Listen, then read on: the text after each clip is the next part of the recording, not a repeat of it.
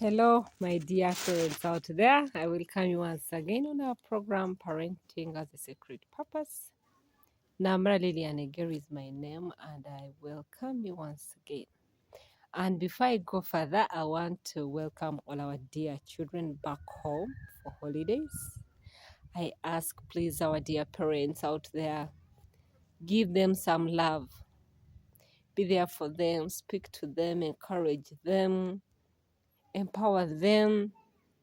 Let them feel that going back home, it's where you find love, it's where you find hope.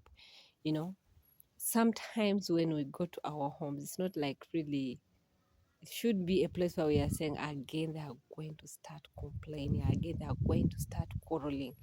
Sometimes let children develop a feeling to know that I'm going home. I'm going to find love. I'm going to have some meal that I've been missing. I'm going to get some hugs. I'm going to relax. I'm going to, the world is so hot out there, but let children know that a home is a place they can always run to and feel loved, cared for, and protected. Otherwise, I wish you nice holidays and I wish you all the best with your children. Otherwise, today I wanted us to share more about our gender language in homes. Today there is there is this issue of girl child. It has become a word that most people think should be really spoken about very, very loud. But the way I see things where they have reached, I think we over spoke about the girl child, and somewhere the boy child was abandoned. And slowly, our parents even speak without realizing that they're actually comparing children. And children are watching, they are listening.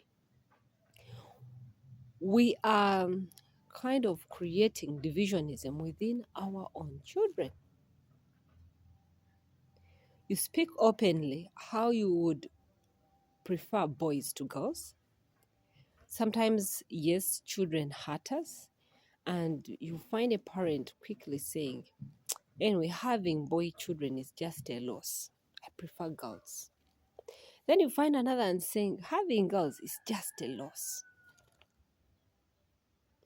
Did you know that kind of language we use? It actually gets into the children's minds and they keep on piling things. They keep on realizing, okay, we are not loved. I think I'm a mistake to be in this home. And it creates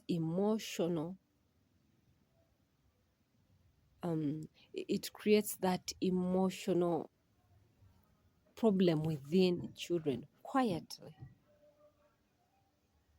Sometimes I feel really disturbed when some people speak openly and they say, me, I'm carrying a pregnancy, but I really pray that it is a girl. I really don't want a boy. Boys, they are a burden. You could be speaking to another parent with a boy child besides you. That child will not take it in like it's only auntie or you who is speaking it. But the child starts growing a feeling in them, thinking that, oh, so boys, we are a burden. And they start feeling, I wish I was a girl. You see that? So there is a silent battle that comes or that is there right now within children They know the other sex is preferred to this one, this gender is preferred to that one.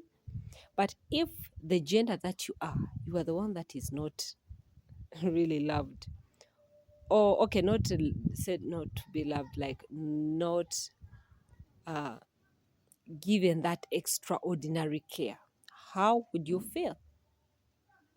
You know, sometimes we speak, but we don't put ourselves in the shoes. If you are a mother and just hear girls are useless, you're not a girl, you're a lady, you're a woman, you'd feel hurt. Then what about the children who are actually young? I've seen it even in schools. A teacher comes to address students,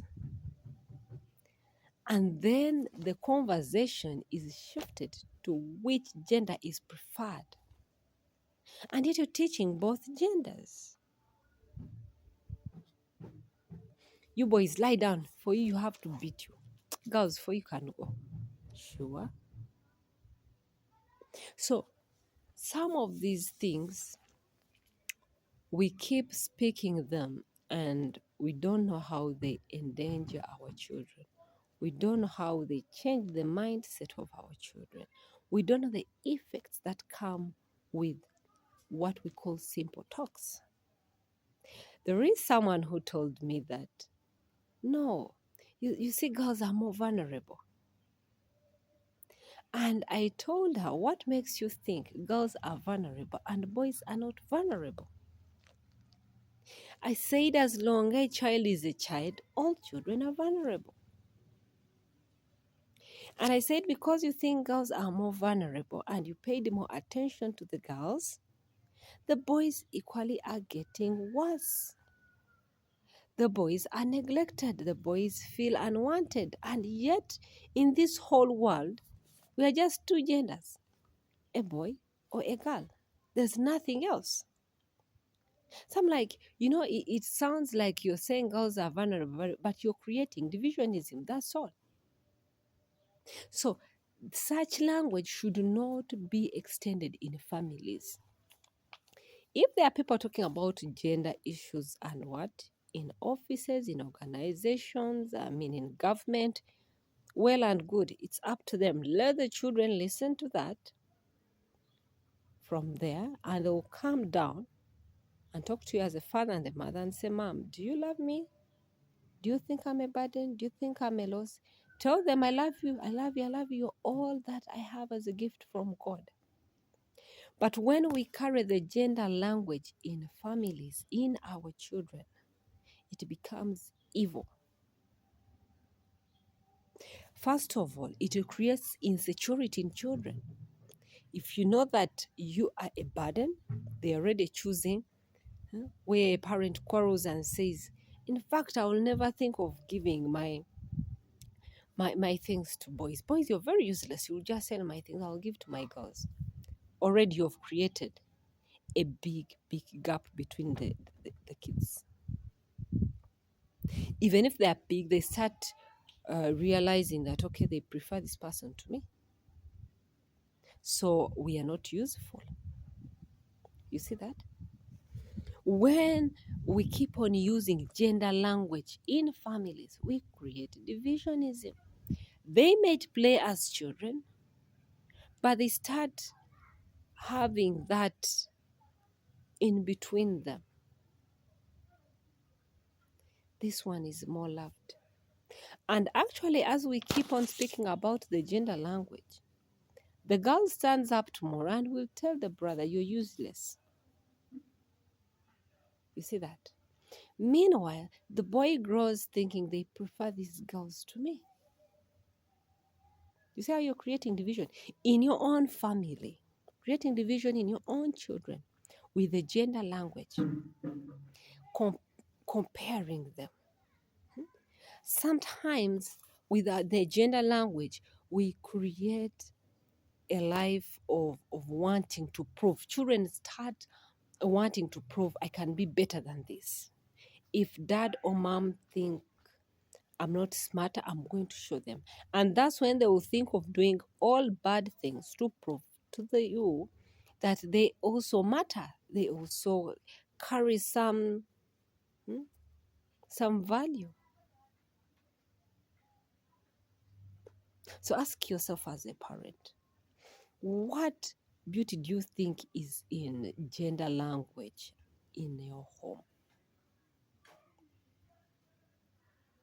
And if you think your child could have messed up and maybe got pregnant, and you start saying getting girls is a curse, it's a problem, it's a loss, ask yourself how many people around you are hearing and what are they taking in? If your boy is struggling with maybe drugs, your boy is struggling with class, with school, with other kind of challenges in raising children, and you start saying, anyway, boys nowadays are useless. What seed are you planting? What are you sowing? Ask yourself that simple question. So we also see that conflicts that nowadays we have, I've come to I've seen it. There are conflicts in families because of the gender language. A boy who is overloved overfeels that he's entitled, and even the parents show it, and it creates conflict when they are still young and even as they grow. The same gender language we keep on using, comparing our children, it affects their future relationship. I mean, I've grown in a home where they think me, a boy, I'm useless. You see that? It's a scar they have in their heart, in their mind. They're going to keep quiet. Then when they go into marriage tomorrow, a lady speaks something that sparks off the other idea that they've been struggling with, that scar they've been struggling with in their childhood.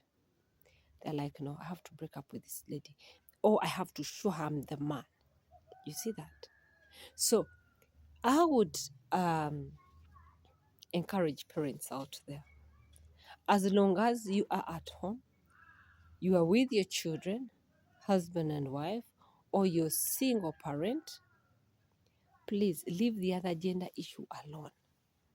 For it should be, children, you're a blessing to me. I love you all. You have all equal opportunities. You can all make it, and you're all bright. You're all gifts from God. You are made out of God's image.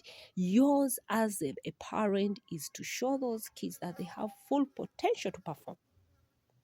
Do not divide, do not speak about gender, you think which gender is better than the other one. Please get it out of your mouth, because it is an evil way the enemy is using to divide children, to create conflicts in families, and to make our children feel unloved. Otherwise, I wish you the best. God bless you.